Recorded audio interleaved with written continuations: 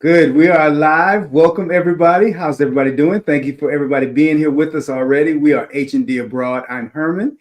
I'm Dee, and we are so excited to finally center a beautiful country that a lot of our exiting um, couples and families and folks that are thinking, can the move abroad process work for me?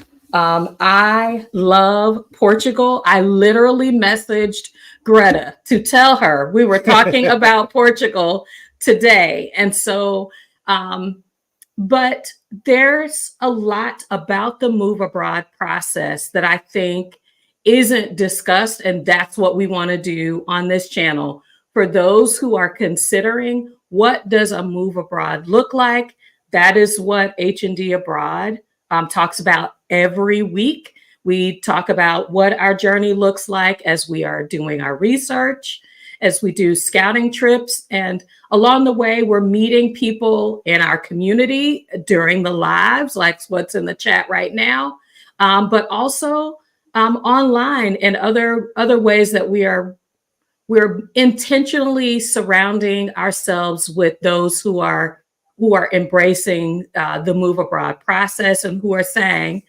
there's so much more in the world to learn. And in that process, I'm learning a lot about myself and I'm learning a lot more about my partner. It's the focus of our channel is what does moving abroad as a married couple, as a Black married couple, look like? But y'all, if you got kids, if you are also doing this, considering how to honor your parents that may be at a different health stage or stage in their life, how to do that. We're bringing those issues forward. So if that looks like or sounds like something that you're interested in, we encourage you to like this video, subscribe to our channel, and hit the notification bell so you are alerted when we go live like we are today. We do this in live, and we do our sessions live because we want you to know this is real time. A lot of times we have conversations with people who have done it or who've passed it or who not sure. We want you to know what it's like to be in the process with us right now. So we jumping right in. Remember that everything we do here is a conversation. I say that every week. It's not just us, Dee and I talking. It's just not Dee and I talking to the guests we have, but this is our conversation with you, our community. We see our community here today. There's Tanya. Good to see you, Tanya. Hey, Nikki. Welcome back, Greta. Hope your surgery went well. We're glad to see you doing well. Hey, Jace. Dr. Linda's here with us today. Absolutely, absolutely. So as we are, hey, David. I see David here. Yeah. So if there are questions that you have as we're going along the way, hey, Francis. Yeah, so when we are looking at different topics, we're saying, what are the questions we have? Okay. And what are the questions that we see coming up from our audience? When I met Janae, I was like, this is my real sister. We have too many life similarities for us to be anything other than that. So Dion, Janae, did you all want to introduce yourselves, your channel? Their information is in the description. Sure. I'm Janae. And like I said, like Dee said, we met at a brunch. I mean, we had lightly met online before that, but meeting in person and the conversations that continued after that was like, we will stay connected. This was meant to be. Similar situation with being married and just us trying to find a place for both of us, that just we will have a wonderful life together, and it has everything that both of us need. But most people know me online. If you're not familiar, I have a channel called The Luxury Vagabond, where I help women over the age of 40 make big changes in their lives, start to define a life that they would be in just enthusiastic to live, not the one that they may see that they're trapped in right now or someone else has defined for them. So I talk a little bit about everything. In that is my husband and I choosing to move abroad to make that happen for both of us. We don't have a channel together yet. But he is supportive in all the work that I'm doing to help other people, like we said, like us, get that conversation going. Think outside of where they are and where they want to be. So, Deanna, I'll let you introduce yourself. No, you pretty much set the foundation. I mean, I've always been a big proponent of change, for the African American community in every aspect that we can find improvement, particularly quality of life. And I've been on that journey for probably all the 27 years that I've been in the IT industry. It was great and has been great, to have success in that field, to earn the money you earn and all that good stuff. But I always knew, that there were a lot of challenges that we faced on a regular basis. And I was sitting there thinking to myself, I know I can't be the only one thinking about these things, because I'm a very intuitive person, and I look layers into things when I see something. And I noticed that there was a common denominator in anxiety. There was a common denominator in depression. There was a common denominator in having the Sunday butterflies before going back to a job. I went through all of that stuff, and I said, okay, what out there is better than what we're currently doing?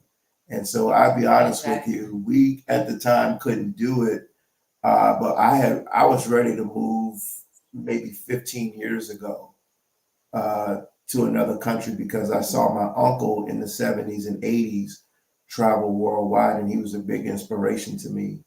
And when I saw him, moving the way he was moving, I was like, so tell me about this country. Tell me about that country. And it was like, wow.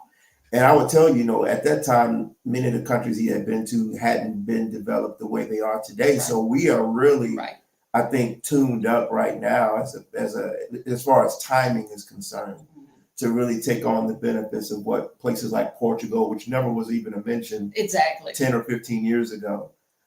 We can now take advantage of a lot of what they've been doing as far as improving the quality of life in those countries. And they're coming up very rapidly, including Mexico and Asian countries and African countries, slowly but surely. And in some instances, very rapidly, some countries are coming up very, very fast. So I've always been on that wave. You just kicked it off. Just get started, Herman. You set the fire. That was perfect. I mean, because one of the major conversations, you see David here. David, and we interviewed David and Nikki about a month or two ago in their transition and their move, and listening to, because a large complaint you hear from the ladies is, our husbands don't want to go. And the conversation of what is the motivation behind when men are looking to move, and husbands are looking to move versus wives are looking to move, and not just men in general, but husbands in particular. We have a large cultural and economic break we're trying to make in that process. And you really just laid out, again, a lot of what that story is, because in the approach of saying, hey, hon, I want to make this move, I encourage, again, that couples tap into the reality of where their partner is in the real world. Absolutely. Sometimes that's an unspoken reality that we assume we have to accept. This is just America. This is just my neighborhood. This is just where I live. This is just who we are. This is just how they are. This is just where I can afford. And that acceptance of the I guess, but we don't get into this conversation of, is there something else? Exactly. And it almost, we've been kind of expanding. It almost doesn't determine the where, it determines the how and the what. I've been saying recently to people, even if you're going to stay stateside, change your trajectory, Mhm. change Exactly. your perspective. Exactly. And I think you just ripped the lid right off the can on that. So I really appreciate that. Dion, something you said that resonated deeply with me is you had someone in your circle. Yeah. Mhm. And I believe that that is powerful, both within our immediate circle of influence, whether that's our children, which I want to see, we're in our 50s. I want to see my kids do this in their 20s and 30s. Exactly. Right. Correct.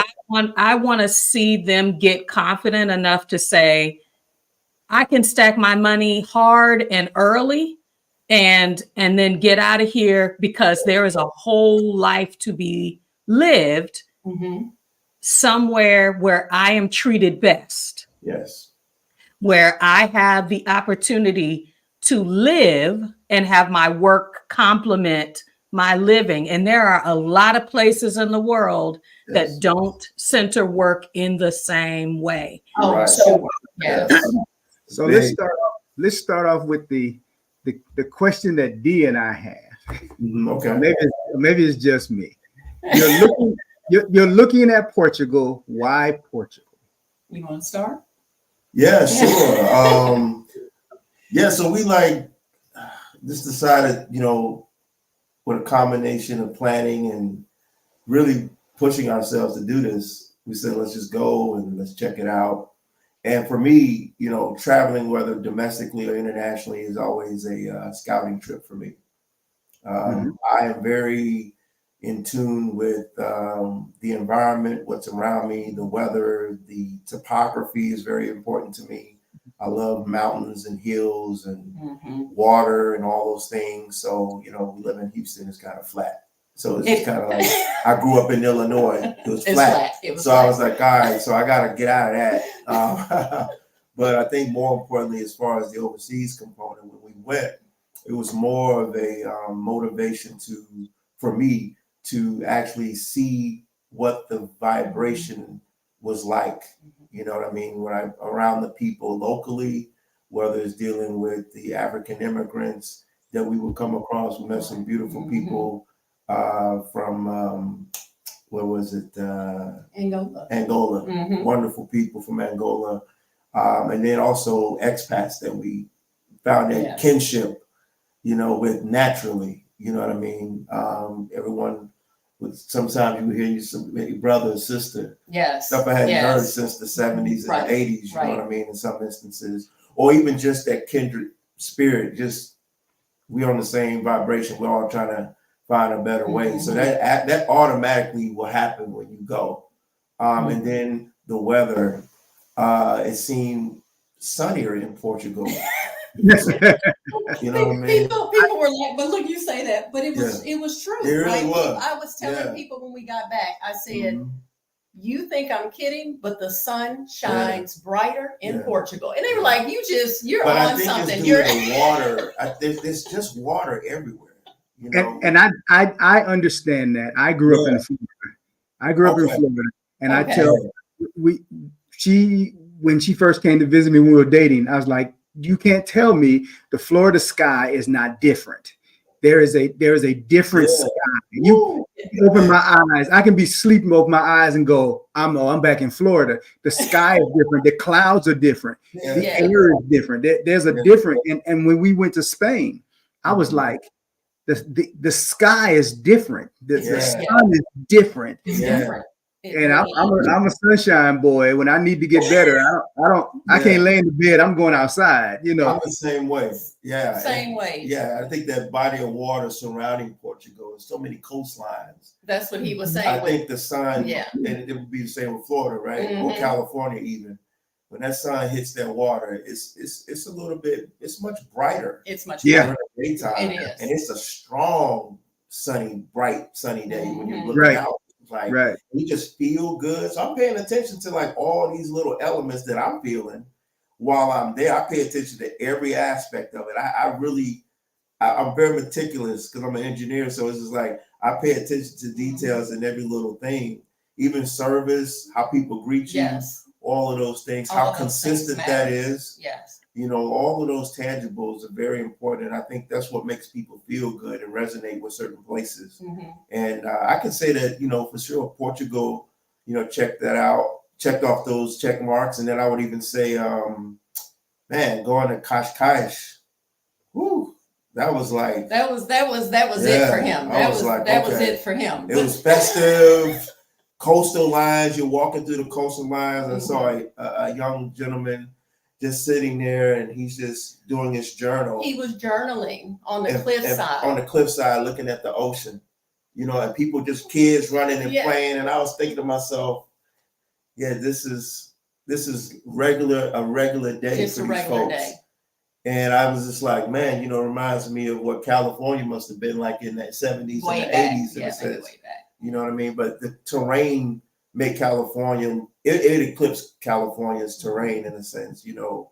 And I just resonated with the vibration of people just really casually just enjoying themselves. It was almost like you would have thought it was a holiday weekend, and it was just a regular Saturday. Day. It was just a regular Yeah, day. yeah. And if I can take a minute to add to like back up to what Dion is saying, the reason we started looking at Portugal is because we had a list of things that we were looking for in a country, things that were important to us, such as like safety, cost of living, healthcare, all of the things that, you know, which you guys tell everyone they need to have, right, in their own journey. They need to have a list. You need to sit down and think about what it is you're looking for, not necessarily what country, but what are the things that are important to you? And we had that list. And Portugal looked real good on paper.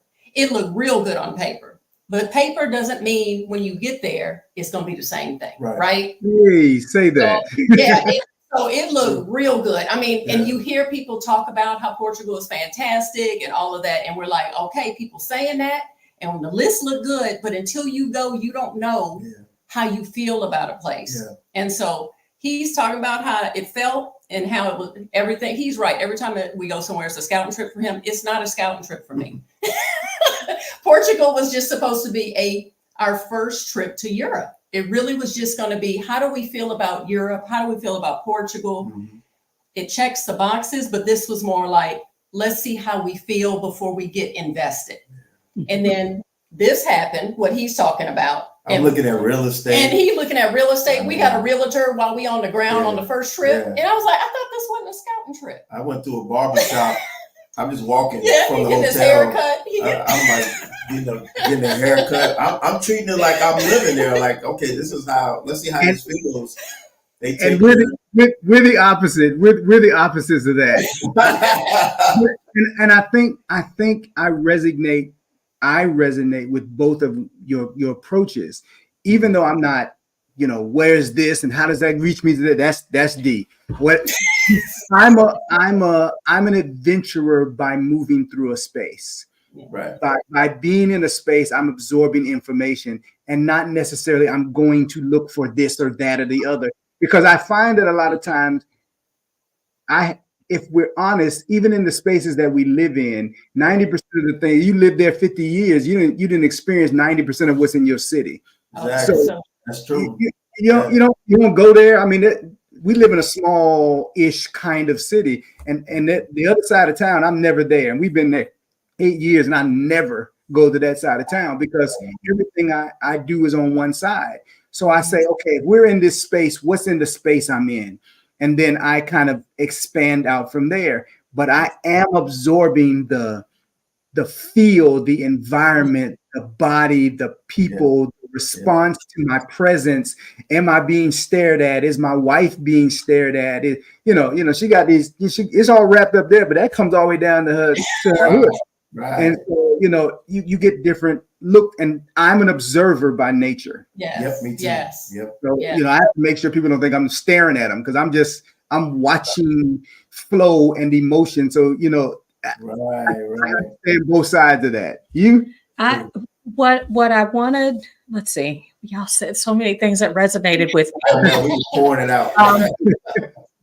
You all talked about research. Yes. Yeah. So, starting with what about my life do I want to carry forward? What are the things that are important to living a quality of life?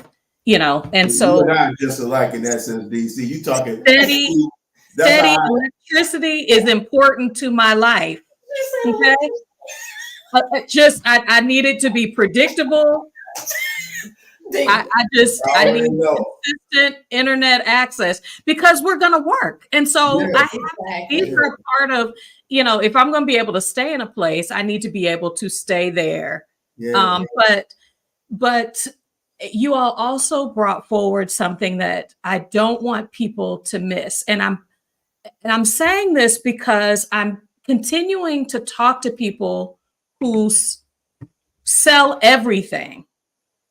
They've never been where they're paying for an apartment they've never seen before. Yeah. They are with that can be Norway for some people that fits how they live their life. That's I'm 50. I have to have Right. I have to be able to, when I walk off the airplane, when we walked off the airplane in Spain, there's a vibration that I experienced. And so that's the first, I'm feeling a place and not just looking. Yeah. And so it was, you know, and so you begin to, when you are sensing a place, I think you begin to recognize some nuances. So when we got to Spain, we came in really late and we got up later than normal. We think we're going to go outside at 3:00 in the afternoon and go get something from one of the local restaurants. And baby, siesta is a lifestyle. It is not a time frame. It is a lifestyle, because when we walked outside, I was just like, where is the hum? Exactly. We're in a touristy area. Where is the hum of? And they were like, this is the time of day when it is rest time, family time. When we went to the restaurant in the evening, nobody was pushing us out of our table to turn it. Exactly. And so there's the culture of I mean, if you are paying attention, we sat in the park. Parents, grandparents, children, and grandchildren walking together. And that wasn't just a little bit here, a little bit there. Those kinds of people groups, how people move through the city, exercise. I mean, just little things that you pick up that are additional clues of, can I see myself here? What is mirrored in my spirit as well as on my priority list? Yes. So I hear that, you know, in what you all are talking about. So Dee is right. I drug us all down the street, all around the corner. So let's back up. You mentioned earlier that you started off with a list that was the priorities for what was moving abroad. Can you share with us what that list looked like? Sure. You want to start with some of the stuff that was on our list? Yeah, definitely. I mean, I think, like Dee mentioned, some of it in terms of how do we see ourselves living here lifestyle-wise. I think most people in life, even in America, I think this is a worldwide concept. You have to have a definitive scope of how you want your life designed. And a lot of people say, oh, no, I kind of free will it. It's like, no, I mean, you have your tolerance levels for certain things. There's a tolerance level for your living accommodations. There's a tolerance level for the type of food you want to eat. There's a tolerance level for the type of healthcare you want to receive, et cetera, weather, all those things. So once you weigh all those tangibles out, then you go to the place, and then that's what we talked about earlier together, getting a feel of the place and, you know, how it resonates with us, you know, mentally, you know, socially, spiritually, financially, all those things. So when you weigh all those tangibles, you say, okay, well, let's see what kind of place can I get if it's let's say a 2-bedroom. So Right. this is where I jumped Right. into looking at real estate. Mhm. And it wasn't from a cosmetics. Well, I mean, it was partly cosmetic, but really I wanted to see what it offered. Exactly. You know, Yeah. like, what do He you wants guys to get an offer? idea. He Yeah, wants I to just get an wanted idea. so I can know and have a reference, right? To say, okay, yeah, this is definitely doable. Mhm. We like this area, what's close to the area, walking distance. So you start weighing all those little things out. That's when the details start.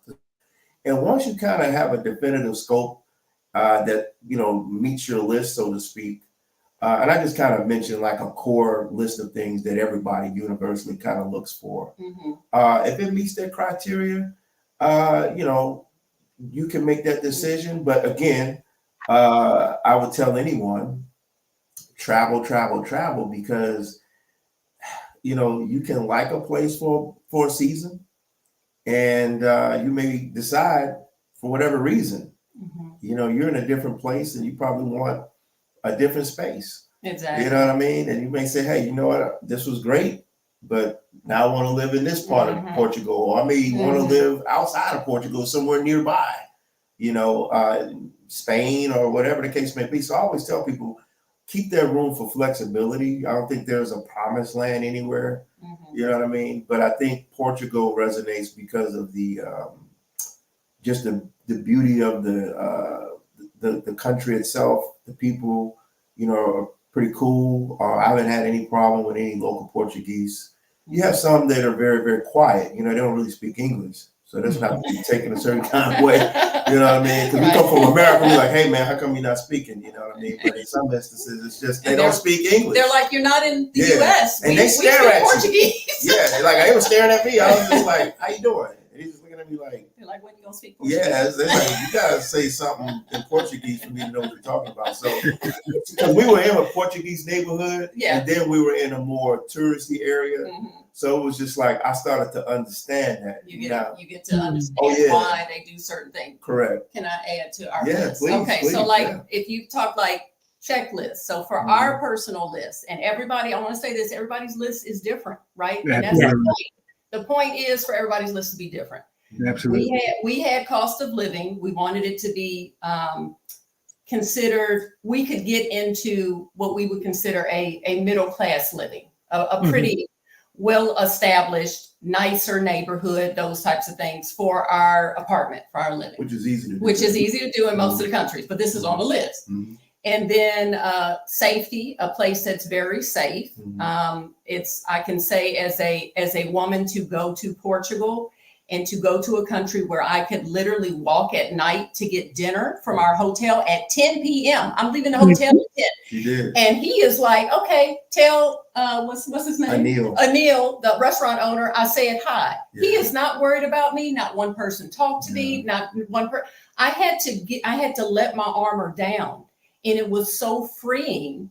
I mean, I had safety on the list, but until I felt it, I was like, oh, that I see why. And I'm a big safety guy. And he's a real big safety guy anyway. And so if he was not worried at all. So safety, healthcare, it's a trigger for me to talk about US healthcare. So let me just not talk about it. Cause I tell everybody we know, I said, I may be the healthiest person that you know at the age I'm at, and I take great care of myself, but I know me and my husband cannot afford healthcare wise to stay in this country. Not long term. Long term. We can't do it. We can't do it. We will not be bankrupt and do all this work and saving to have one health crisis or one thing that we need, and plus other countries look differently at aging. We want to be somewhere where we're still part of the community. We are still, you know what I mean? We're still active part of the community as we age. Yeah. So that was on the list. Healthcare was on the list. Yeah. We like cities. Oh yeah. Okay, so we were looking for pretty large cities. We both love New York. So that was our template, right? Yeah. Something like a large city that offers a lot of different activities because we are really active here, even in Houston, with the arts. With all, like we go to all the events. Herman was talking about how a lot of people don't do most of the stuff in their city. Yeah. We're the opposite. We tell other people that we're like, we do this in Houston. They're like, I didn't know Houston had polo. I'm like, yes, where y'all been? Like what?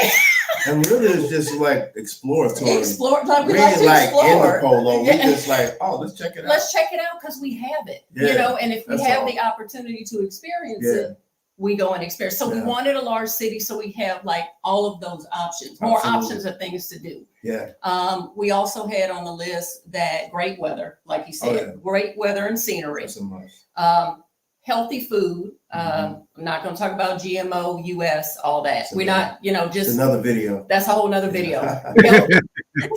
Healthy food, because we do care so much about that, and we know the effects it has on our health long term here in the US. So that was on the list. Mhm. Living closer to where our food is coming from. Walkability. Right? Walkability. There you go. Walkability. Yeah. He actually doesn't mind driving, and we live in Houston. We have to drive everywhere.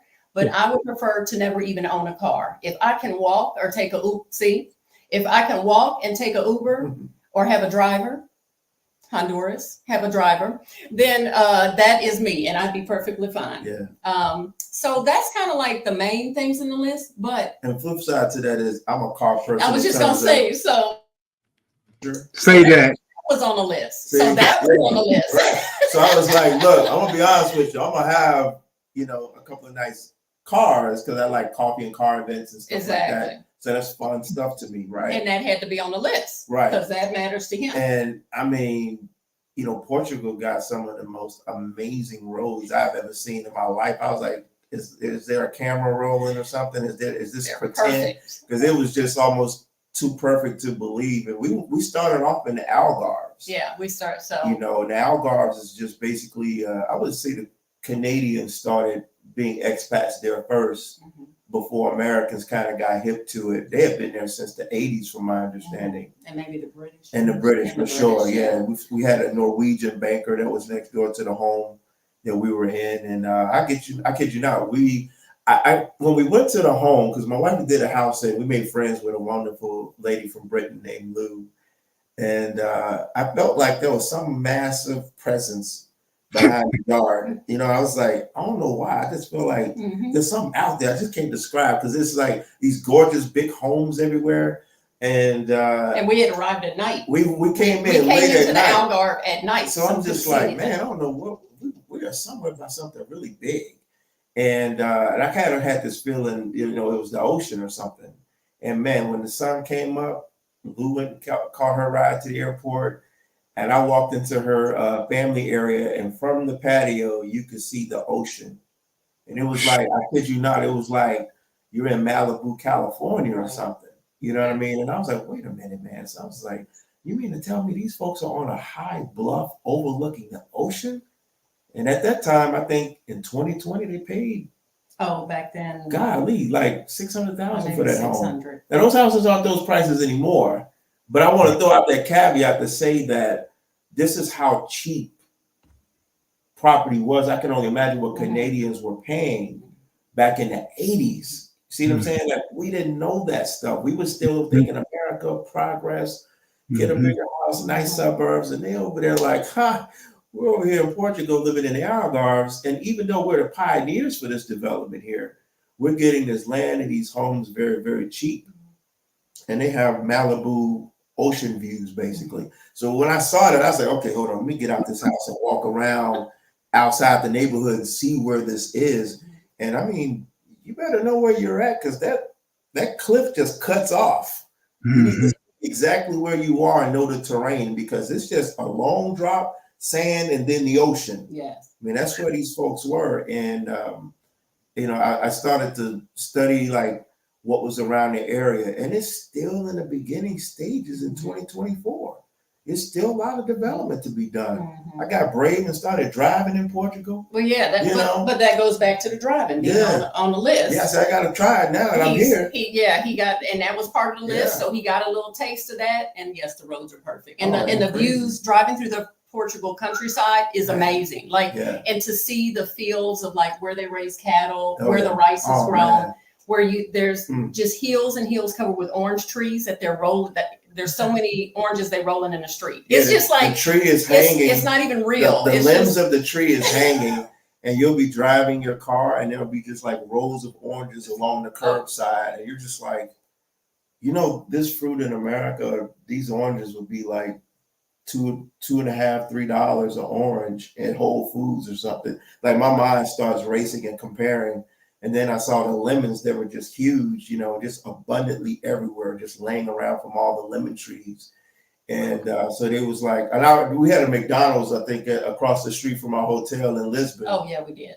And I was like, you know, I'm gonna try this McDonald's. I want to see if there's a difference between the food. I don't do McDonald's like that, but I was curious. And it was a difference. And I remember this guy was like, oh yeah, he said, we don't import anything outside of Portugal. We do it all here. Mm-hmm. And I was like, I can tell the difference. Which made the list, like when you're talking about food being on Yeah. the list, you made Fresh me think. fish. You made me think of another thing too, though, Mhm. that was on the list. Is for the list, it had car culture for him, Mhm. and for me, it's access to a beach. Oh, Not living on a beach, but access to water to be. take your pick. So that's why it made the list as well. But I want to say this, and then I want y'all to ask more questions because I feel like we Mhm. did a whole lot. Yeah, we- No, you do it. This goes back to what Dion was saying about you have to get out and travel. I have been to the beach enough to know I don't want to live at the beach. I want access to a beach. Right. And that's because I do not want the humidity, right? I don't want to deal with the sand. I don't want, you know what I mean? Like I want to go visit those things. So I know I don't want to live on it. So even if he was like, hey babe, I found this condo right on the beach or whatever, that's not on my list. That's not fitting the full list of everything That's we true. need, right? Yeah, it was more of an access Mhm. thing. And we went to Comporta. We went to that was just breathtaking. It was not even, again, not Yeah. even real. If Yeah. I would show you the picture, Mhm. and I was so glad that you drove and found it. Yeah. I said we were so close. We Now was- all of this stuff is from the Algarve on the way to Lisbon. Right, It it's gives in us- between. So it's just like, okay, well, Comporta's on the way. Might as well stop. So might as well stop. And there's nothing out there in terms of development. It's still in a very infancy stage. That's So you how we gotta try. consider those things. you know? Yeah, but it was worth seeing though. Oh, it's nothing. I've never seen anything like it. I've never seen a place where you have like just this gorgeous beach, right? And then there's like these mountains surrounding it, you know, and I can't even. And it was for miles. It's for miles. Now, yeah. if you're a beach person, this is like Yeah. your ideal beach in heaven. Yeah. It is really extremely, is. it's extremely wide. The Mhm. sand is super soft Oh yeah, like powder. and like powder. Yeah. And there's hardly any people because Yeah. as far as the eye can see, you're just seeing Portugal coastline miles in each direction. Yeah. And there's like two or three little beach clubs, Mhm. right? Like very small, like chill. Yeah. Don't think like Ibiza Beach Club. Like Right. we're saying like little hut with like a few Mhm. tables and a nice little restaurant with a wooden deck. Yeah. And it's more of a national park feel, Yeah. not a Mhm. beach feel. So you Yeah. see people coming with their blankets, with their Mhm. families Oh, yeah. and all of that. But it Water was blue. the water blue is, Yeah. I mean, It's just like I couldn't believe what I was seeing.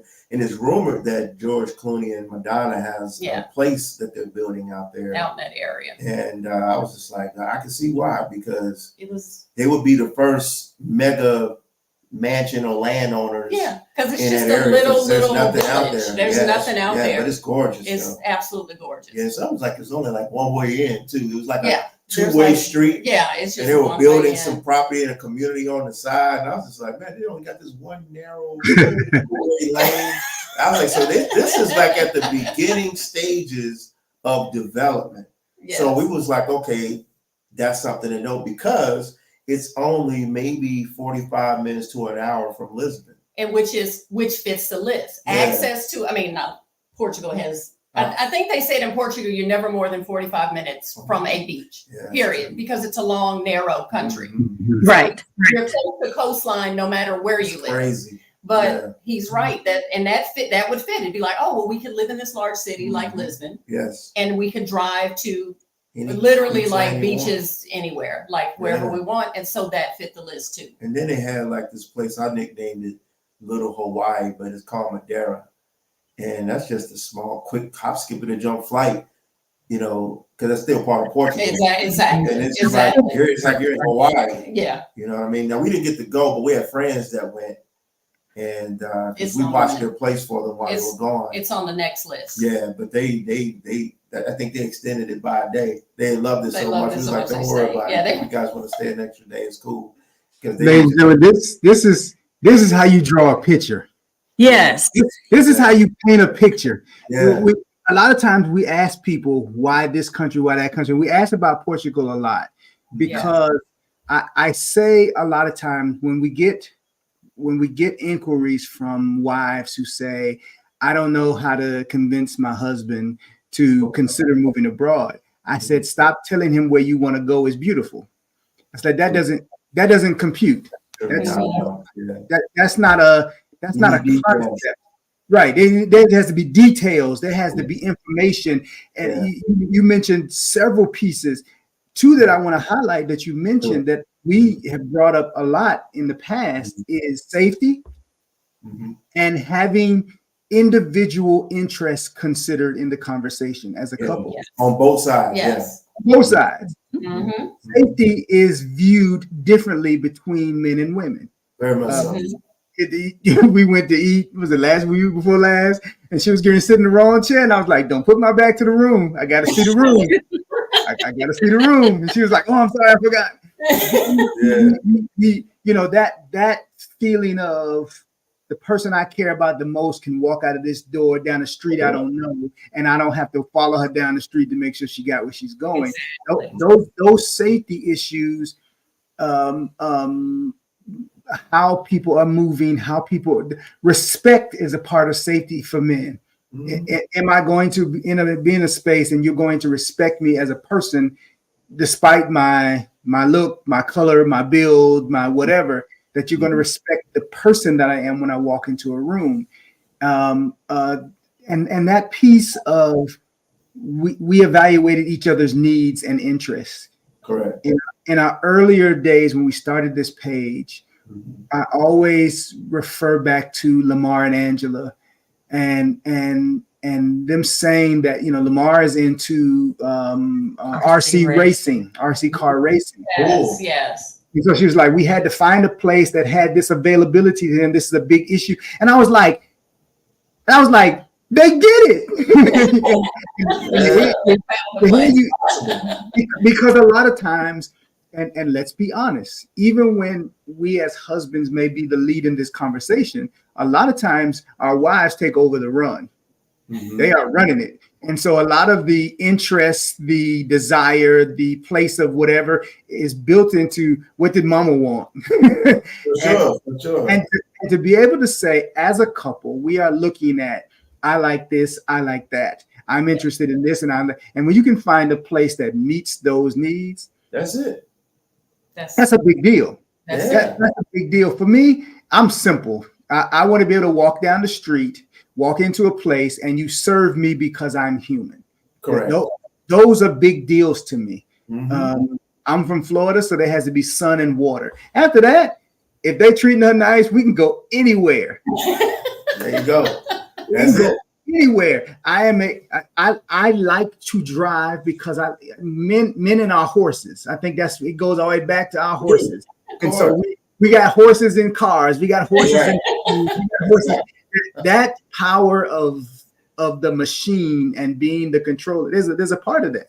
But when we were in Mexico City, I was like, if we choose Mexico City, bro, not driving ever. Look. I said, Mexico City. I said, this ain't gonna work out. Mhm. Because I was like, I can reach out and touch his bumper right now from this camera. Dude, I was like, That part. and again, I'm from Florida, so I'm used to people being in the right hand lane, turning left. I mean, I'm used to it, but not like Mexico, bro. I mean, I was like, did we just go in a circle in that? Yeah, you'd be like, come on, man. And then you got the people in the middle of the street selling stuff. I'm like, man, I'm gonna hit you and hit that bag, man. We gotta I couldn't do it. What about the roundabout where the cars go both ways? Yes. They go both ways that in makes the sense. same roundabout. Yeah, I'm sitting in there holding the car seat like I'm a new airplane flyer, man. I'm just like, what is? I was like, my favorite song is "I Ain't Never Scared," but I took it back. I'm afraid. Hey, I mean, that's reality. I mean, you have to like think about what your tolerance is for certain things. Like in Portugal, they had a lot of roundabouts, but they were one-way roundabouts.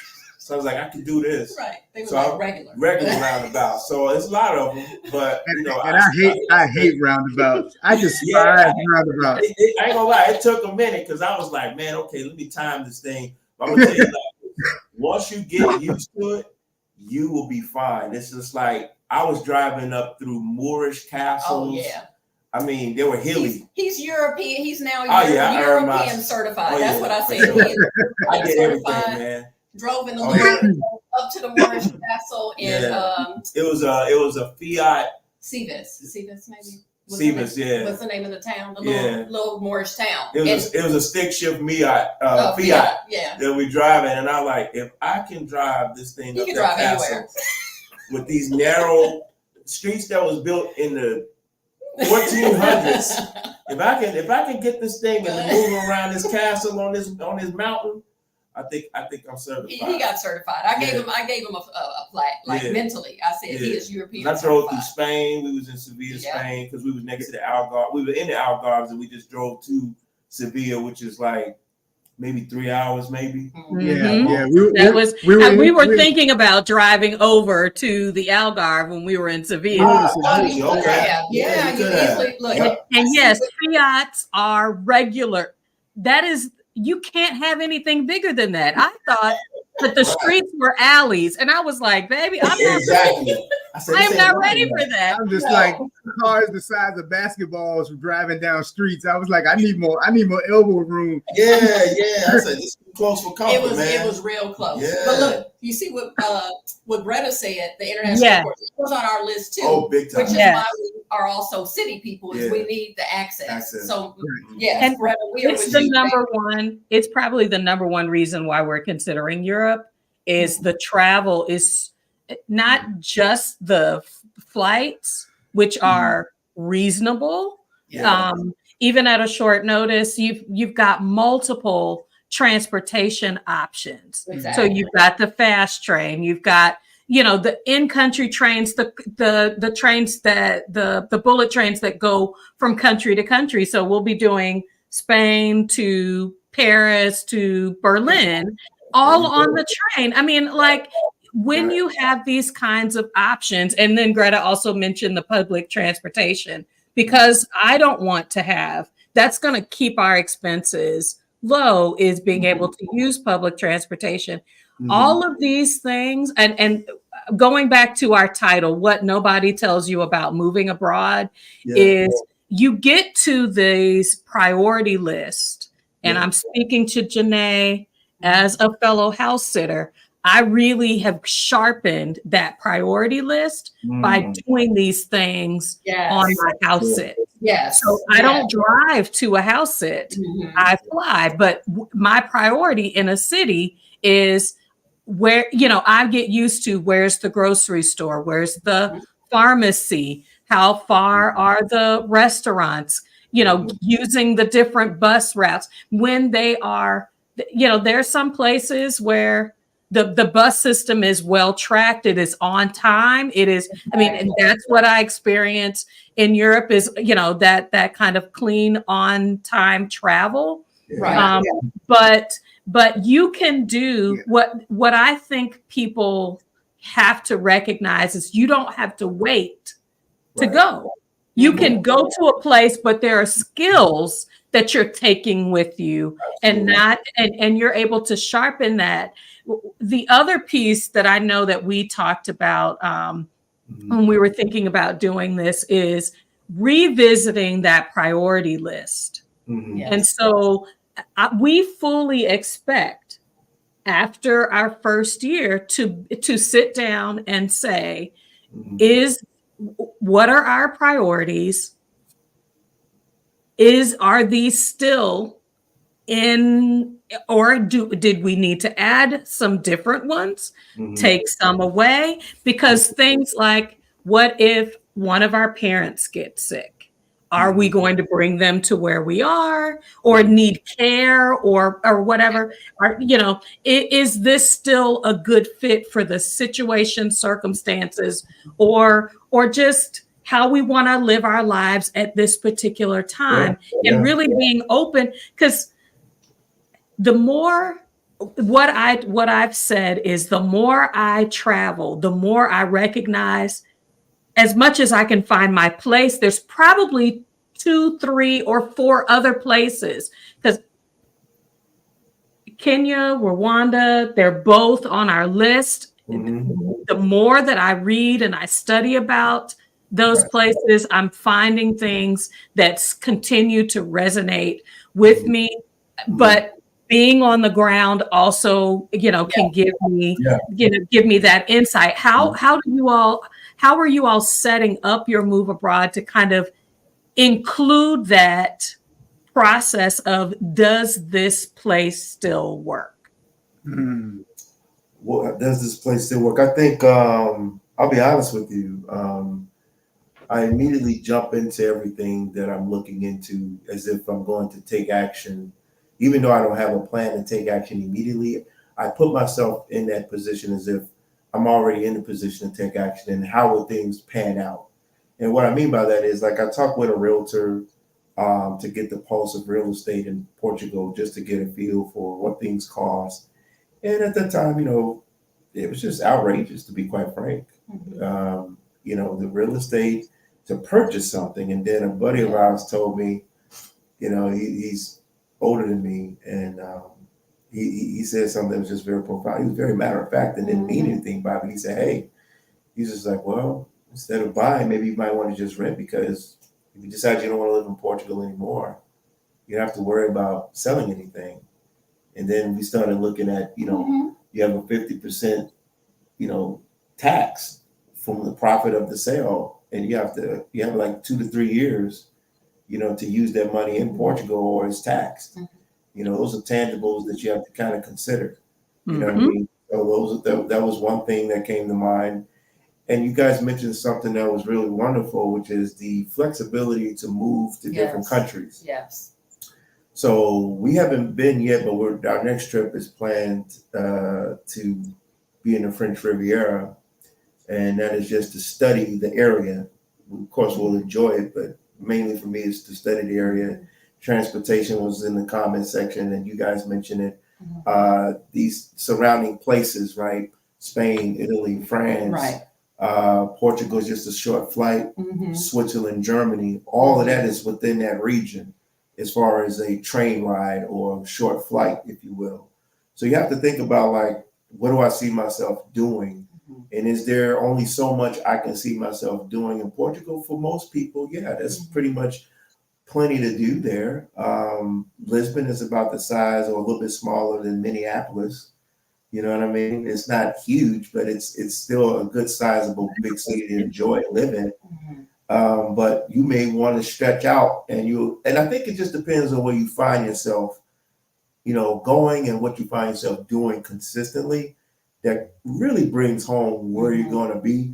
But I truly believe nowadays that we're all just becoming global citizens. We're looking for the tax advantage. We all don't want to be taxed to death. U.S. taxes follows you wherever you go. Then if you live in certain countries, there's an additional tax that you get. So you have to, finagle that and figure that all out. What kind of money are you living off of? I always tell people,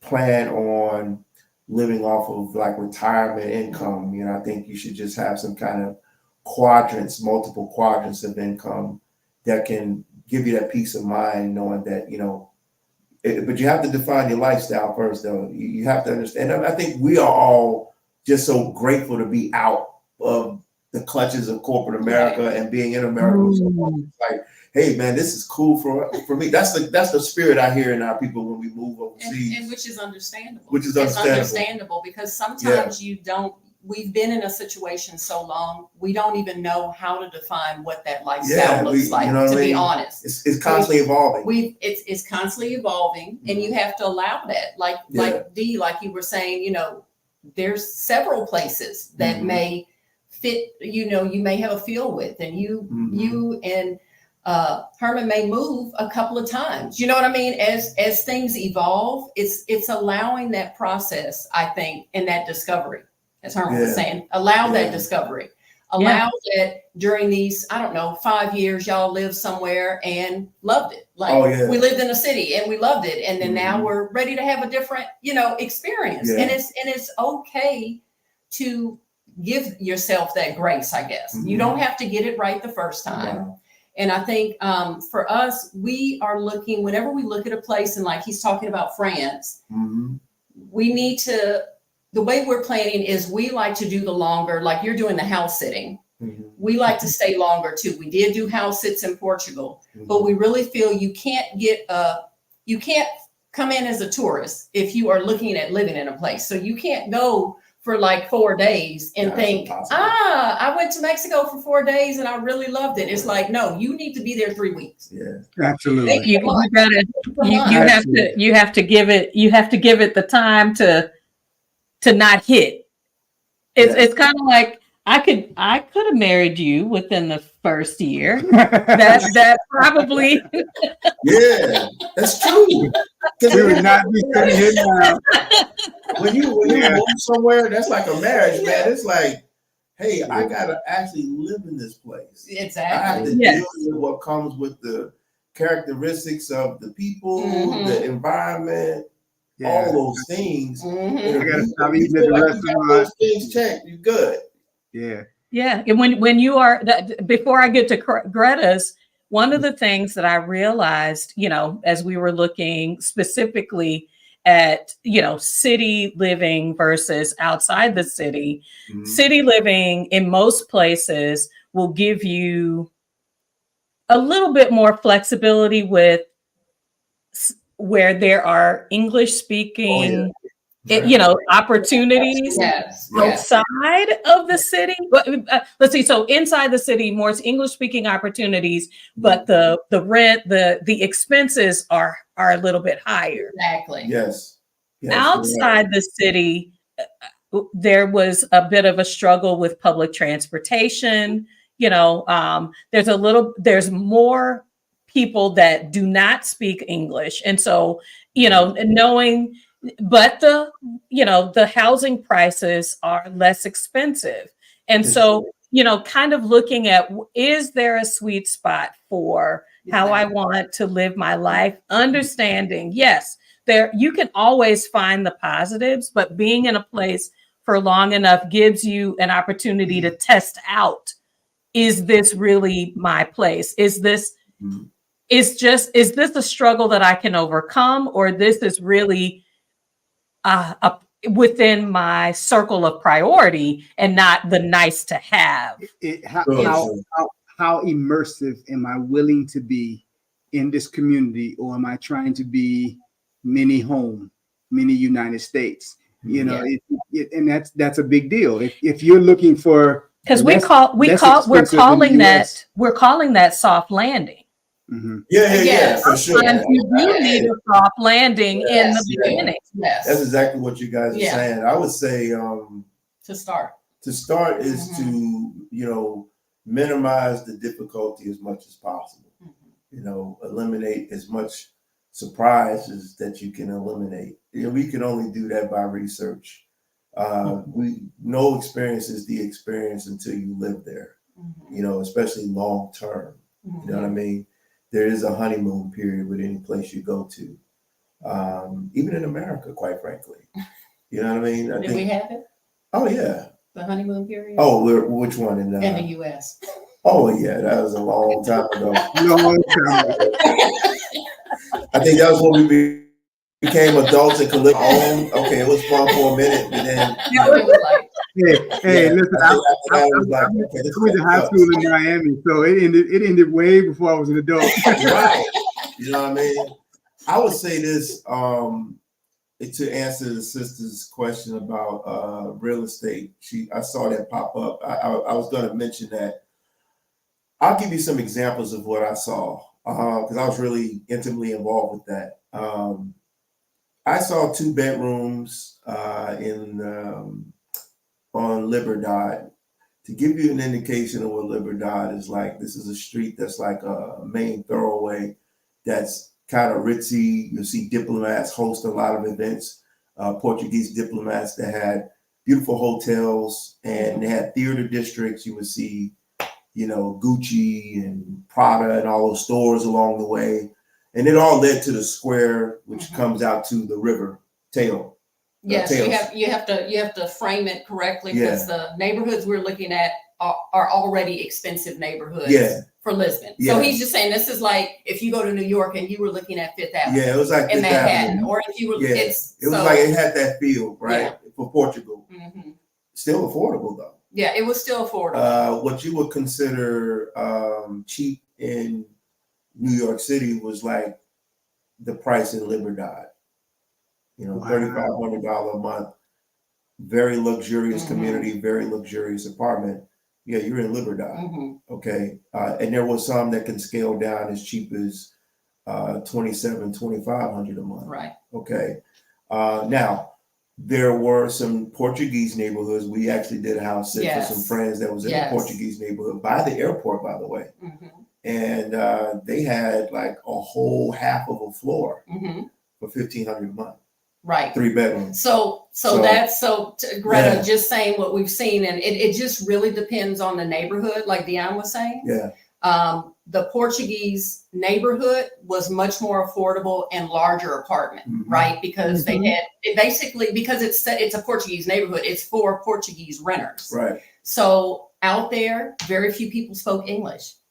Correct. You know what I mean? But you were 10 minutes from the airport. Correct. Excellent location. Mhm.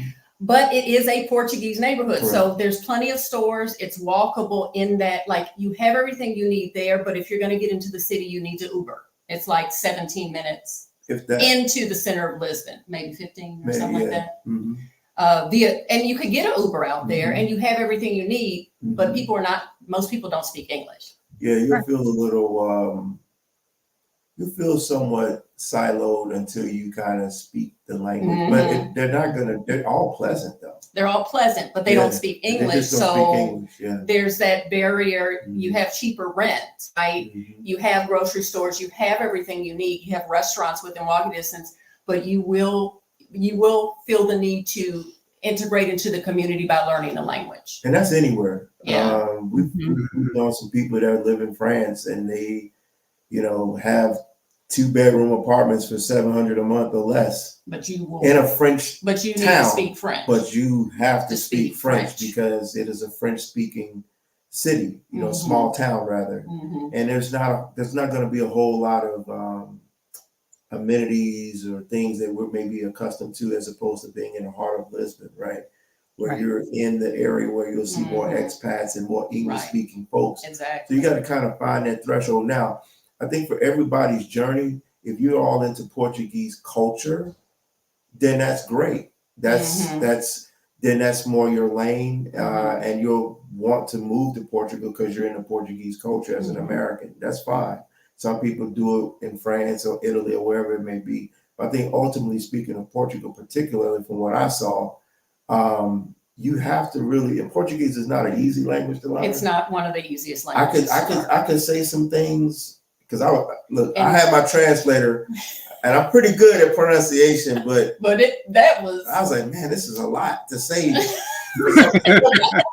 You know what I mean? So I would practice like the basics because I would go to the cleaners, I would go to the stores locally, and I started to learn certain things. Like when we meet at the cash register, he would say the same thing in Mhm. Portuguese, and I know how to respond to him. Same thing with the Uber drivers; they were very abundant in the Portuguese neighborhood. never had a problem. Never had a catching problem with that, in a just Uber. FYI. No, never. So you could get around, you can travel, but some of those guys, the Uber drivers, was like, I don't speak English. No, they were I'm like, like, but you just said in English you don't speak English, but you know what I mean? But he like, you don't speak Portuguese if you get in this car. And it's like, okay. So I got my translator out. And that would be the older Portuguese that were like that. The younger ones were like, hey, where you want to go? Right. Because You know what I mean? we're in a city, right? Yeah. We're in a city. So Yeah. they speak. Right. But going back to I lost my train of thought. I'm sorry. No, real estate. Going back to real estate. Yeah. There has been, it's one of those where the rents and everything are increasing because of demand. Yeah. And you have people coming from the US that frankly will almost pay anything. Yeah. So Right. landlords over there are like, oh, y'all are going to be my golden goose. I want y'all to come and pay the highest rent that no one locally would even dream. They can't afford it, number one, or they're good. You know what I mean? Or I'm going to get this amount of money per month. I have seen since our time we went, the rents were already a little bit high. Yeah. They went skyrocketed afterwards as more people were going and they were talking about getting rid of the tax program, right? The tax incentive. Then people were at a rush to get their visa and to sign and to sign a lease, right? So again, fluctuation of like, they're like, all these people need a lease. We're gonna charge whatever we feel like charging. I didn't like that. And that's, typical capitalism. Yeah. We'll charge whatever we can based on supply and demand. Yeah. Since we've been back, as that NHR program, the tax regime has changed and people are in that waiting period for those of us who want to do it in the future. We don't know what the tax advantages will be. It's all in fluctuation. I've seen rental rates start to decline. So places that I was looking at when we were looking last year, where they were like in the nice neighborhood, $4,000 a month, this, that, and the other. But these are furnished apartments. It's through like corporate leasing. Yeah. They've already come down. They've all like in that time they skyrocketed, and then now they're all like 30% off. They're all on discount because ain't nobody signed up for them. Yeah. Oh, wow. To me, they were never their price to begin They were never That's how I look at it. Yeah, they were never I'm just their like, price. whatever, man. Like, okay, it's just a passing fad. It is. It's the heat of Portugal. Everybody wants to come and all of this stuff, and it happens everywhere. It happens in the neighborhood we live in now. Yeah, exactly. Where we live, we bought our house. The housing slowed a little bit, and they are dropping those prices. They're dropping the prices. Yeah, exactly. Yeah. So I get it, and I think also too, when it comes to the real estate in Portugal, there were a lot of when I would walk the streets in Lisbon, there were a lot of construction projects, particularly with residential properties. And so you would see the workers, working on facelifting a building and, trying to, facelift apartments, and they would do a fantastic job, but it was a money grab. You could feel it. There's a lot of investment going into it. A lot of investment going in. And I was like, man, this feels like, New York in the 90s or something when everybody was trying to fix it up and clean it up. And sell it. Yeah, sell it and make this money and all this stuff. I said, it's the same process. So once you understand that, because I remember, we got our fiscal numbers there, which is like your social security number. I paid a lawyer to do that stuff. They took care of the paperwork and everything, and I got it in 2 days. Whereas when we went to the office, they was like, we won't be taking applications till September the 15th. And I was like, okay, I already know how to get around this. And then it was like, or you could go to Comporta or Algarve. Back in the Algarve. We had already been in Algarve. And if we were thinking of getting the fiscal numbers then, we would have got it while we were there. But then they were like, oh, we got an appointment tomorrow in the Algarve. We just left the 3-hour drive. So I was like, I'm not doing that. So I just called up the realtor lady that I had been talking to. She introduced me to a lawyer. The lawyer took care of the fiscal numbers. We was trying to get our banking stuff done there. And the reason why I was doing all of this is because if you have it in your heart to want to live somewhere, get all your bases covered anyways, whether you choose to stay there or not. If you like it enough to visit or even stay for months out of the year, it's still good to have stuff like your fiscal number. Just know, like, what does it take to open a bank account? You're going to need a fiscal number. What does it take if I wanted to rent a place? You're going to need a fiscal number. Right. So you need a fiscal number, like a social security number. Take care of that stuff if it's a country that you like. And that's anywhere in the world. If that's required, if you have to have those type of things to do some of the stuff we're used to doing in the States, like renting and buying things, you have to take care of that stuff and always go through a lawyer. Don't do it on your own.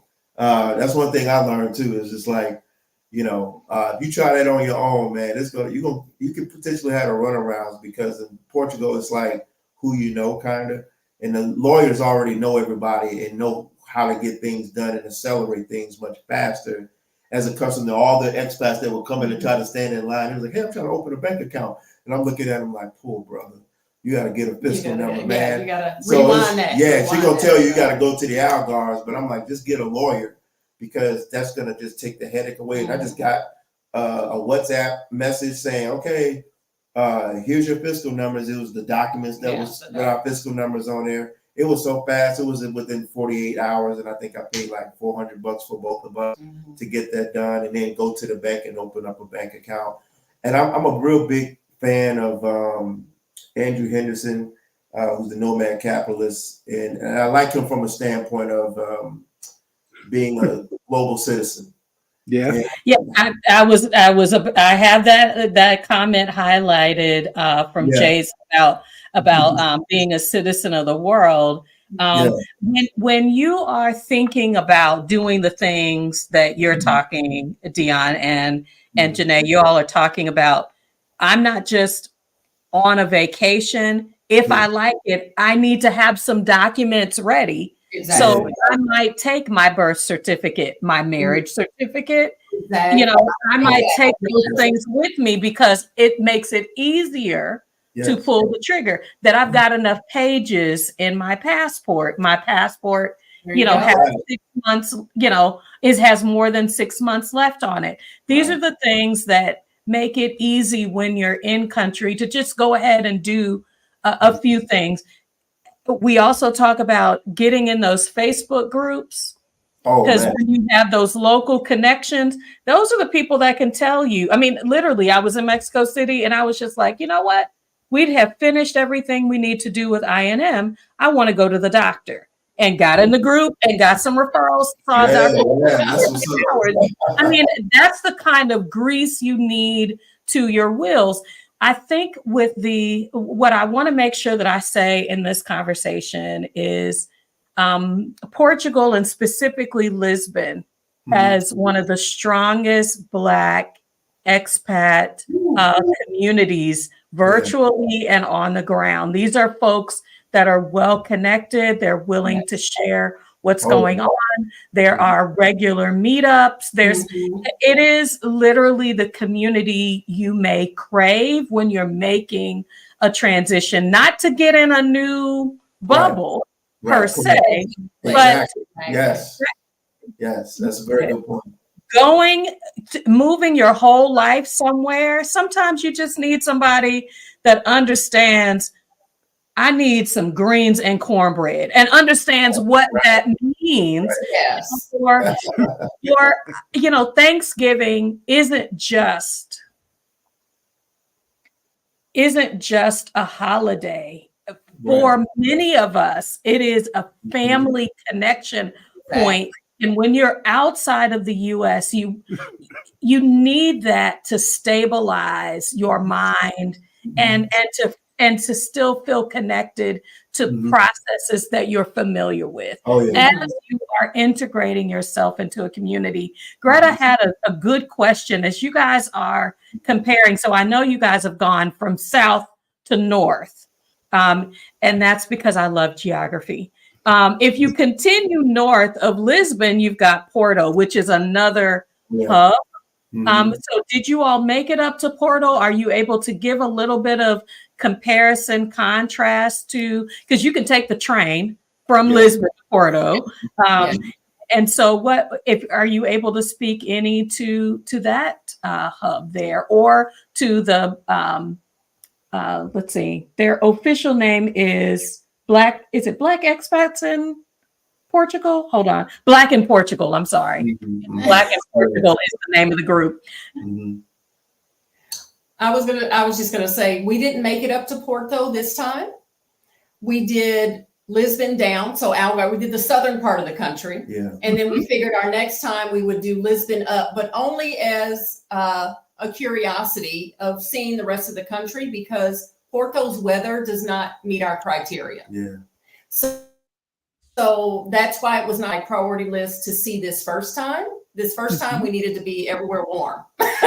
We need to be everywhere warm. And it is a smaller city, and people love it. I have friends that now live there, and they absolutely love it. But they also do share when the weather is pretty crappy. And we don't want any of that. And we're not really cold weather people, and rainy and so weather-wise, it didn't make our list. But the rents are cheaper. But the rents there. are cheaper. You can get a really, really huge apartment there for like really, really cheap, much cheaper than Lisbon. Oh, obviously, definitely, because definitely. Lisbon is the hot spot, quite frankly. Mhm. So I will say to this, and I haven't, we didn't go, but I studied Porto a little bit, and I always read the psychology of people that love it and like it, Mhm. and they just in love with the topography of Porto. Oh yeah, It's it's a still very- a beautiful. It's just beautiful. Yeah. It's a very beautiful topography. Now, it's just like Portland, Oregon.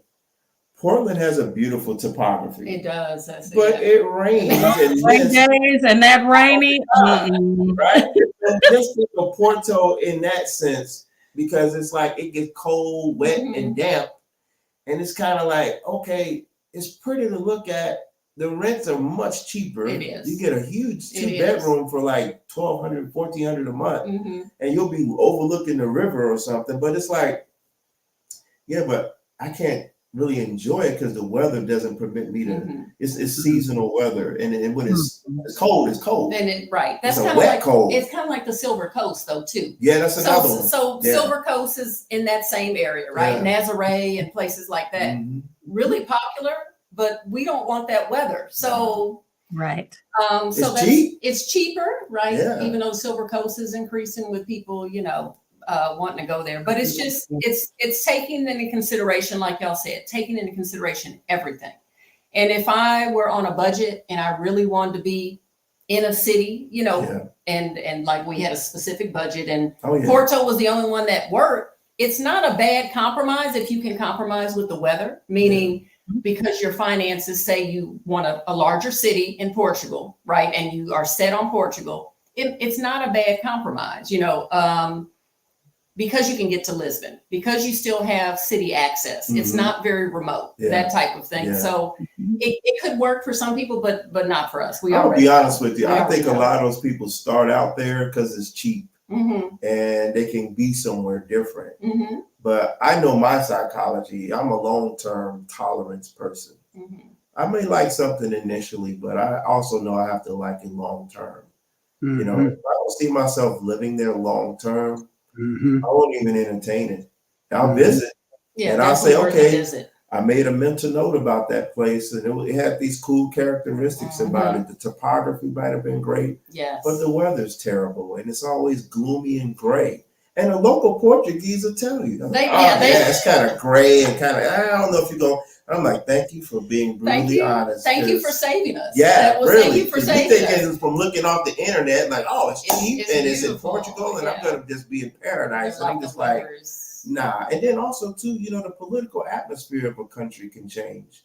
Oh yes. Mm. Where nomad capitalists come into play. Shout out to him. Sorry to put a plug, but it's just like he keeps me on my toes about that because I'm big on that. I'm a very geopolitical aware guy, and I'm like, well, you guys talking about this is not us, of course, but some of my people, that I know, yeah, Poland is nice, and Poland does have some beautiful parts of it. But I'm like, that's right next to that Russia-Ukraine thing going on.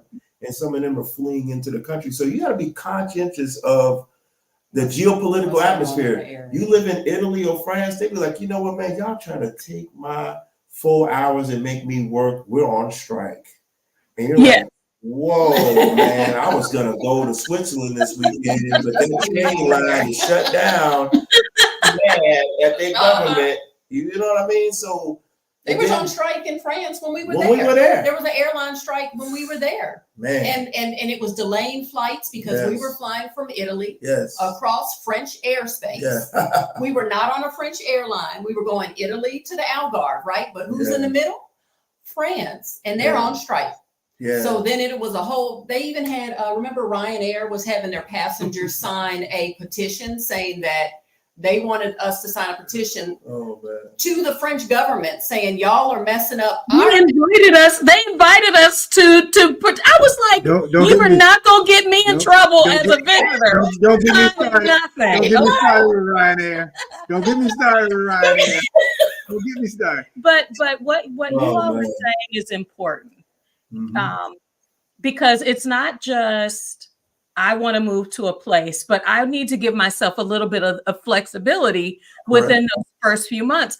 Yes. When you say, I want to move to this place, I'm going to buy a house, but you just shared something with me I had never heard. you got to spend half of what you make on the sale of that house within 2 years of your tax.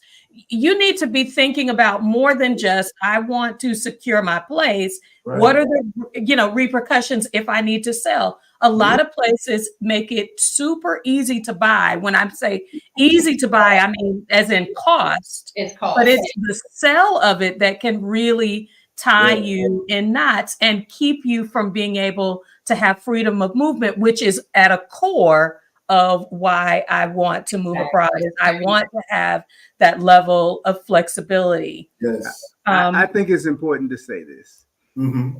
We are a Black couple supporting Black businesses, Black entrepreneurs, Black information specialists.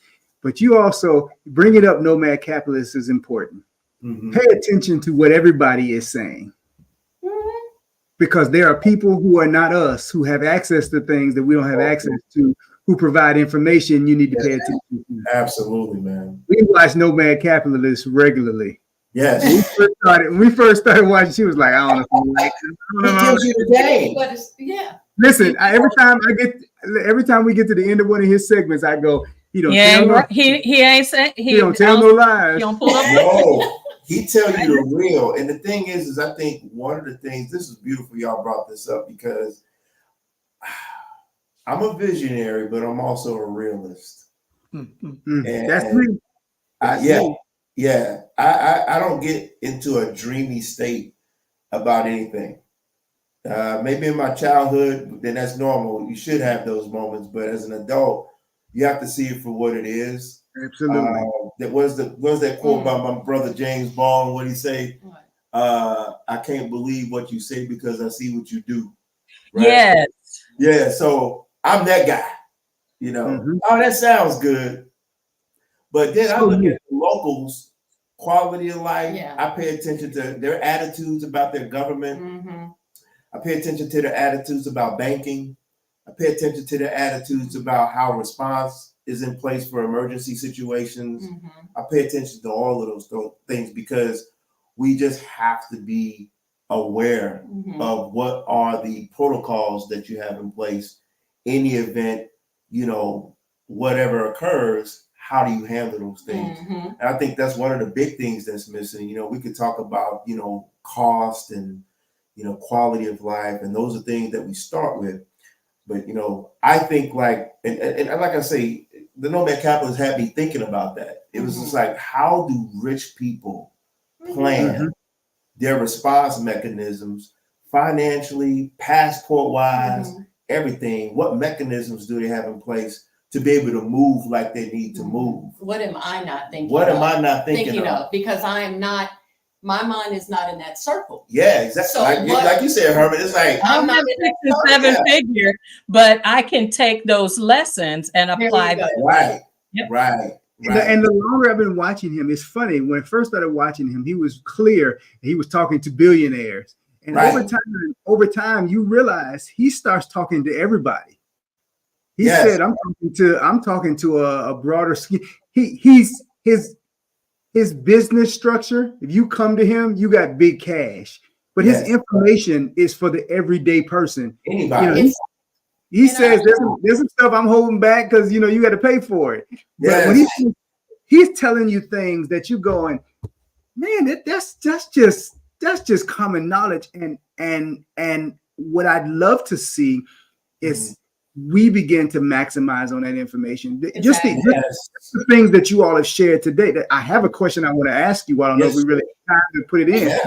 I really want to know how you all financially are preparing yourselves for your move, because I think that's an important factor. I'm glad you asked. There are people who say, oh, well, you all are a couple, you both got jobs, you can, you all can do it easy. And that's not necessarily true, because you got to decide if both of your jobs, if you're still working, are transferable. If you've got to decide if you are retiring, if you've got enough to retire on to do how are you all financially preparing for this kind of move? Yeah. That's a beautiful question. Yes. I'm so glad you asked that, because I'm so tired of people getting nostalgic and leaving their job and moving somewhere, and then they broke after 6 months, they got to run back to their job. So that is a critical question that you ask. Yes. I am a very rigid guy when it comes to planning, and I think most good husbands are trying to be rigid planners and make sure the family is okay.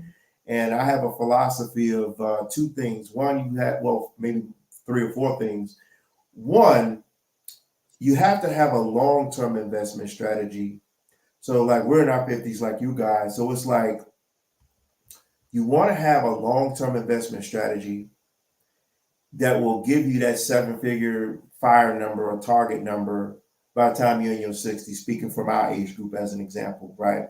That's going to be something that you have in place, you've already initialized, and you just know, hey man, that's not anything I'm thinking about. I'm contributing to it monthly, but that's not something that I'm thinking about pulling from that 4% they tell us until probably 65, 66 years of age. Yeah. Now, the question you got to ask yourself is, okay, so what am I doing in the meantime? Well, some of you may use active income.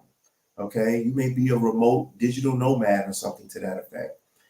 Some of you may have a business of your own where you're corporate independent and geographically independent. So you can be pretty much wherever you want to be. And that income is more than enough to sustain that cost of living in whatever country you live in.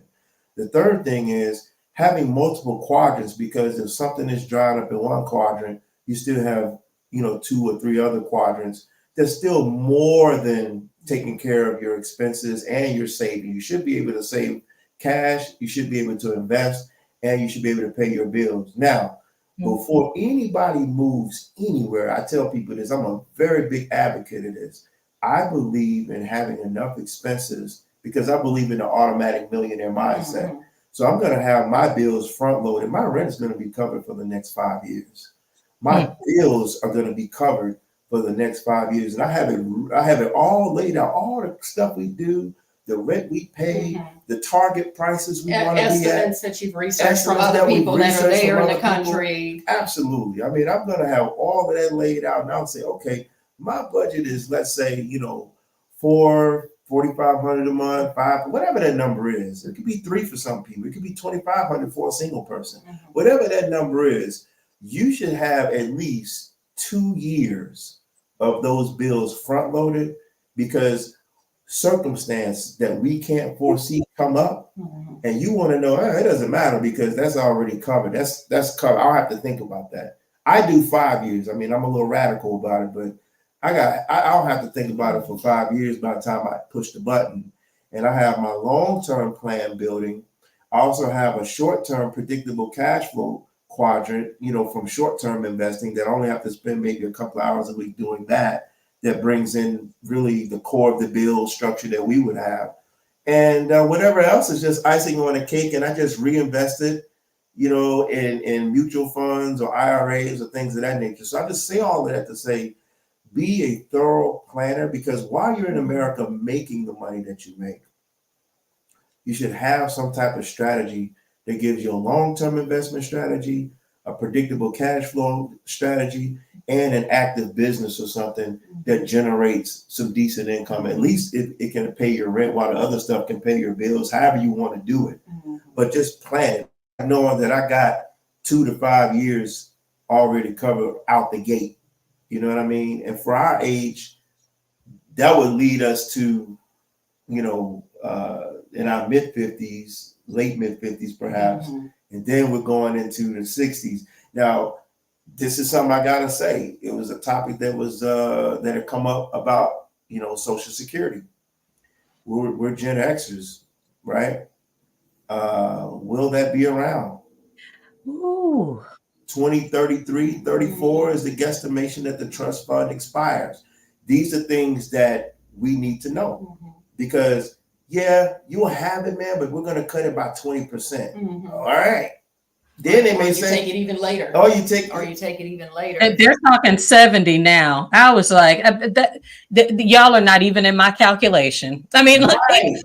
And honestly, it really shouldn't be. That should be the ideal. So Correct. some of the things that you're talking about that he's built into, like the financial planning, even beyond the financial planning, or part of that is like one of your comments was saying, living with less. You have to get out of debt. Right. You have to get out of debt. I believe the majority of time, probably the only thing that would be that you could continue to bring with you in a move abroad would be maybe a long-term debt, if you can afford it, like of a student loan. If you're still holding on to long-term student loan debt, but can clear everything else. Ideally, you want to be debt-free, moving abroad, this, that, and the other. So right now, while you're here, while you're working, get rid of debt. Number two is figuring out how to spend less. Because if you can do things now, which is like maybe beyond paying off debt, is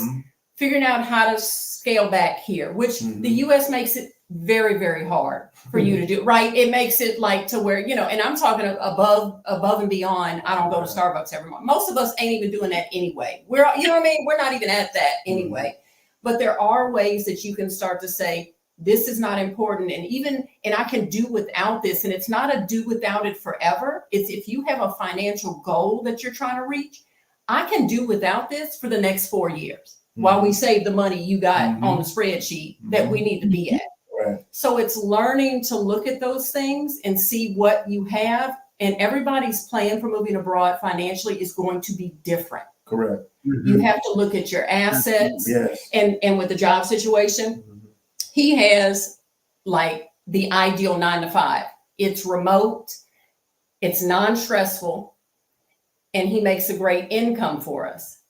Me, on the other hand, I went from in the office, great benefits. We got a lot of savings towards our eventual plan, but now I've transitioned to contract work, right? And then was out of work for a little while. Now I'm back to completely freelancing and basically starting a business that is fully remote. So where it's where there's time frames where you may not be able to do it overnight, right? You may have to look at it as the next 2 years, this is what we're doing. And we can do this and we need to set this up. The next 2 years after that looks like selling a house. Streamlining, you know, starting to get rid of stuff.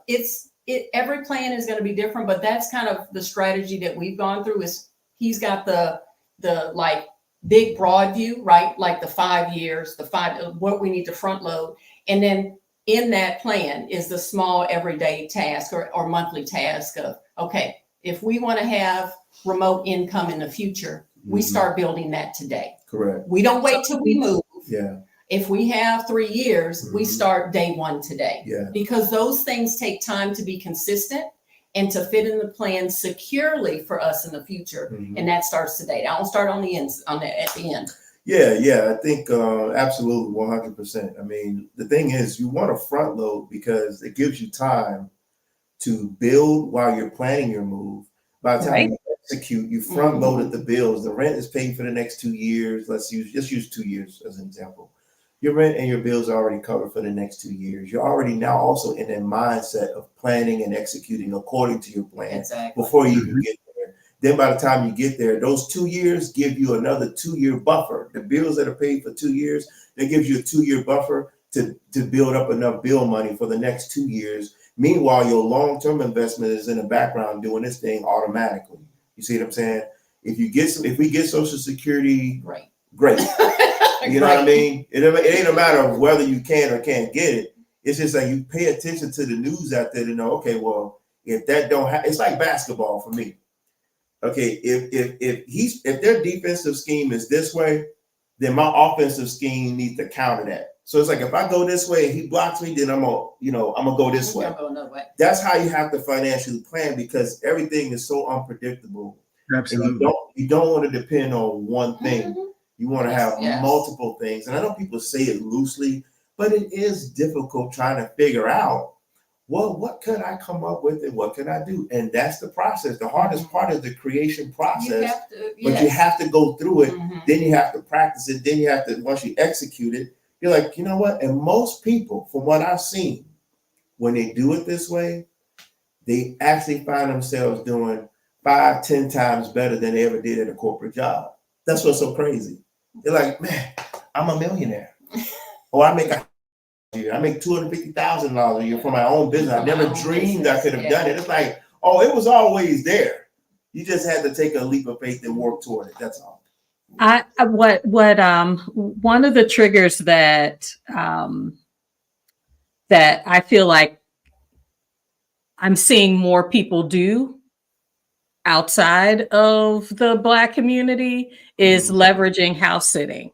So whether that is half of the year I'm house sitting, the other half I pay for my housing, or you can stack several long house sits, and or people who that's all they do is they're house sitting. Oh, it's off the chain. Yeah. Okay. So I've interviewed Diamond Crystal on this channel, who is the gallivanting grandma, and she exclusively house sits. Yeah. But she has her business that's continuing to generate money, and so you when you're looking at what your plan is, if you want to move abroad and I still need more time to grow my business, you don't necessarily have to not leave until it is done, but you need to have a plan. So maybe your first year, you're house sitting. And once my business starts making a certain amount of income, then I can move into, I've got some places that put me at a price point. The concern I have is I have been in the States. I've been restricting my budget because I've been paying off consumer debt, and so you've been in this contracted mode of save, save, save. And then when you leave, it's just like, what a dollar, where can I throw my dollars? And so it is not, it's these are habits where we hope that even though your dollar can go farther, I really caution myself with even saying a place is cheap, because people live there, and I don't want there to be the negative connotation of cheap on that. But the affordability doesn't mean that you can now just blow a budget, because you don't know what's coming. Nobody anticipated the pandemic. Oh no, exactly. No one anticipated that it wasn't going to be 3 weeks. That over 2 or more years, whether that was closures, opening and closing of borders because of how, no one anticipated that. I don't know what else could come, but that's the strategy that I now have in my head. If I need to be somewhere in the world, for 2 years, I'm not coming back to the States, first off. So I need to have a couple of places. Borders closed. There you go. Within days. Where can you drop in the world? And so that is a visa strategy. Hey, I've got residency. There you go. On this continent, and I know that I can dump some money in an account, on my tourist visa, so that I can get access to the temporary visa. Andrew has made me turn on some additional, things to say. I'm not planning for calamity, but I'm out here. When I leave, I want to leave until it is my choice to come back. That's right. Whether you have fallen in love with Portugal, Cote d'Ivoire, if you have fallen in love with Spain, any place in the world, we want it to work for you. That is what this conversation is all about. The part that we wanted to really put the rub on today was what nobody's telling you is, yes, it can be beautiful. But you're going to need to turn your plan. 360 upside down, inside out. If your idea is, I want to go and have a sustainable plan to stay as long as I feel like it works for my family. And so I am so grateful to have another couple who's saying, we're putting in the due diligence. You all are a model of partnership and cooperation. It takes that for sure. It's work, right? We got to do it together. You all are a model of that, and it is an honor to have talked to you, to hear your story, and to have you share that with these wonderful people we have as our community. Yes. Because it is important. And I say this again, yes, this is a couple that is married, but if you're trying to travel with your children, if you're trying to travel with your parents, if you're trying to travel with, we had a friend who her husband was ill.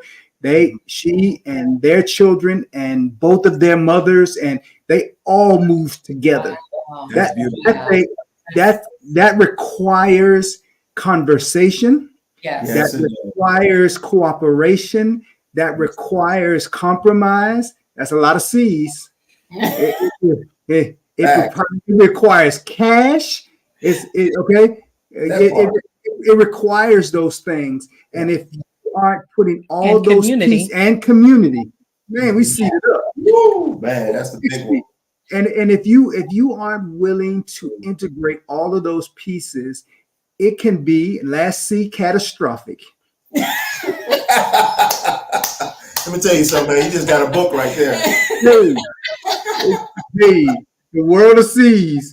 The world of C's. Yes, sir. And listening to you all today has been inspirational for me as I continue to try to adult with my grown wife. And to remember that if we're both putting in pieces, Yes. that you can make this process. Having said that, if you are doing this alone, find a community, because it is still a collaborative effort. Found another seed. Found another one. Yes, it is a collaborative effort, and the more people who are integrated with you into this process help you make your process more permanent or distinct or definitive for you, so that when you make your decision, you have little to no regrets. Correct. I have friends who were YouTubers who had to move back to the States. Yeah. They did that because it was a choice. They said, hey, we needed to make some adjustments. Okay. And every day they were on the ground, he and I worked together. He was in his plans. He had what W didn't have. He had an exit strategy. Okay. So he had an exit strategy. And whatever your plan is, whether you plan to stay in your town that you've been in for the last 50 years, whether you plan to head out and see the world, have a plan. Have something that makes your life worth living, that makes you happy. If you are new to this process, go out and see your town. Go across the town to these little malls that are left and walk through the mall. They didn't spend no money. Just realize what it is to do something different. There are trails and parks in your town. Go see those trails and parks in your town. Whether your area is as flat as Houston, or as diverse in topography as California, or you live near the Rockies, go and see and do and explore. Yes. And live life, because you only get this one. That's it. That's it. And that's what my uncle told me. Yes. My uncle told me those exact words. You're 100% right. I live by that. You have one life. Or he would say it like, you only live one time. And I was a kid when he said that, but it was very impactful the way he would just deliver that, And so I think that sparked that consciousness, awareness about quality of life. Absolutely. And I think people think, and I got a lot of friends, that they make a lot of money, but they don't have a life. They're working all the time. Yeah. So I was like, Sure do. man, you're doing well, man, but you're always grinding. And it's like, so just a quick caveat for me, I do have a remote job. I work for a wonderful company. It took me 25 years to get to that point, where I work for a company where I know where I stand. They're like family. I can work from anywhere in the world. I have a wonderful salary. I only work 10 hours a week, to be honest with you. But it took 25 years to get to that point. What could I have done? And this is what I like to describe to people. They keep you on that hamster wheel and pay you just enough to survive. You don't have enough time to think. You don't have enough time to even visualize what could be beyond what you're doing. And you don't have enough time to certainly plan a way out, an exit strategy to say, as we've seen in the comments, right? But once I was able to break away since the pandemic, I was able to go, oh, here's all these worlds of possibilities. My dad used to say, there's a million ways to make $1 million, and you don't even need $1 million. No, overseas. You don't even need $1 million overseas. That's American talk, yes. But overseas, I remember Jabril, from Passport Heavy. Yes. He said something so beautiful. He said, "Do you know that a $30,000 a year salary is the equivalent of $80,000, $100,000 a year salary in America?" And I was like, "You just hit on something, because the cost of living." Yes. Yeah. It never registers because we're in that American psyche that says, oh, but I got to make this because this costs this. And it's like, no, apartments in other countries, don't even get me started with Asia. Oh, no, don't talk about Asia. That's a whole, baby. Hey, once I found out that I was retirement age, I qualified for the retirement visa at 50. Yeah, on this channel, we talk about what are the possibilities in Southeast Asia, and that, when Sandra said this Thursday, she said if I was wilding out, going out every day, got a high-end apartment, she was like, I wouldn't even hit $1,000. And she was talking about staying on her investment strategy on top of that. Right. Yes. You hit a point, because I kept looking for a job that paid me what I was making in the U.S. Of course, it was not until Stephanie Perry, Rashida Dow, Adelia Aborshade said, you can live on what your rent or mortgage payment is for your whole life. I was once you put it in that perspective, I was like, so when you're talking about multiple streams, and I'm not going to hold this up, but when we say multiple streams, you're talking about, if I'm trying to come up with, how am I going to make enough money to cover my $350, $400 rent? There you go. There you go. And then everything else, people are talking about every other month I'm spending $40, $30 on utilities, and my cell phone bill is $20. Y'all, we're talking about when you're looking at a realistic budget,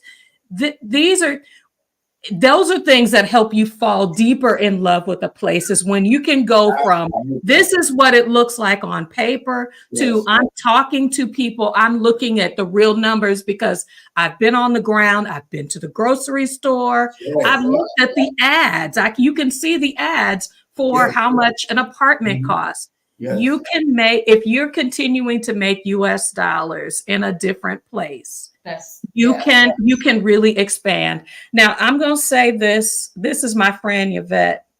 So this is our Mother's Day. This is our Mother's Day greeting. Ma'am. You see how we get kicked out? I thought the light was hitting just right on their head. And I want to add to that, to all. Happy Mother's Day. It is it is an honor to have you be mothers. I miss my mother today. Yes, indeed. It's been a year, so I miss my mother today. This will be my second Mother's Day without her, but I am honored to be her son. That's beautiful. I'm honored to the work that we do, to my mother-in-law, to my sister and sister-in-law, and of course to my beautiful bride. Thank you for being an excellent mother. When you started this conversation with, I had an example. Herman's parents traveled extensively. Almost even through her Alzheimer's, they were still traveling together. And she was always it's time to go. Where are we going? I mean, Yeah. it becomes a part of who you are. And Mhm.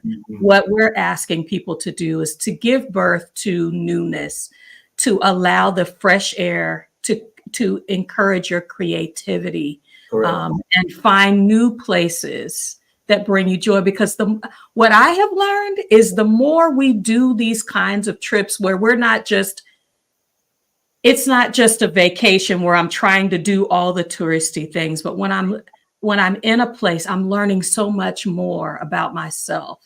Mhm. I'm learning so much more about my partner, Mhm.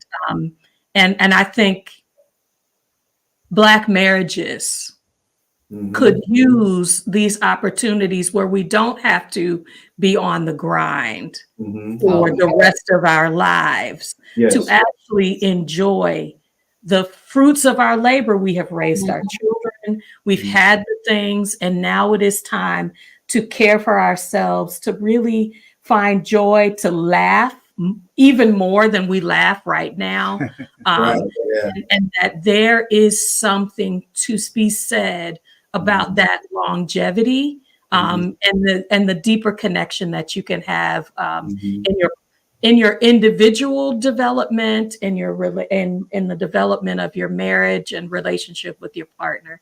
Thank Mhm. you all so much Thank for you for having sharing your journey with we us. enjoyed Yeah, it. We've for enjoyed. sure. We could talk to y'all for a very long time. Hey, Right. you see, we put in Marvel comic time today. Oh, good. Yeah, That's it's all all right. good. It's all good. Yeah. To everyone, we want to remind you that we are H&D Abroad. Please like, subscribe, and share. Please subscribe to the Luxury Vagabond. Be a part of her community as well. Listen, we are here all the time. We love what we do. We love you as a community. Um, we do consultations. They are in the description. We want you to be a part of our community. Join our newsletter. Join our newsletter. Join our newsletter. Join our newsletter. Join our newsletter. Join our newsletter. Okay, so I have to get it in there. That's right. Be a part of our community. Right. Enjoy your weekend. We'll see you all on next week. Have a good one. All right. Thank Take you care. all. Bye for Thanks. now. Bye-bye.